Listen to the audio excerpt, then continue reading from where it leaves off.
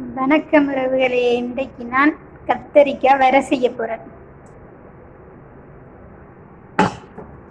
பாருங்க நான் எப்படி செய்யறேன்ட்டு. நான் இதுல வெங்காயமும் வெள்ளைப்பூடு, கருவேப்பிலை, மாசி போட்டிருக்கேன். மாசி எல்லாம் போட்டு வதக்கி இருக்கிறேன்.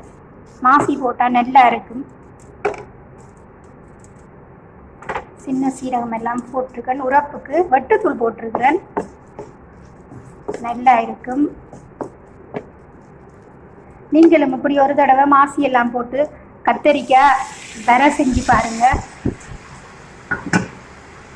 வெள்ளை சோறுக்கு அந்த மாதிரி இருக்கும். நல்ல டேஸ்டா இருக்கும். கத்தரிக்காய் கறி பிடிக்காதவங்க யாருமே இல்லை. எல்லாருக்குமே கத்தரிக்காய்ண்டா ரொம்ப பிடிக்கும்.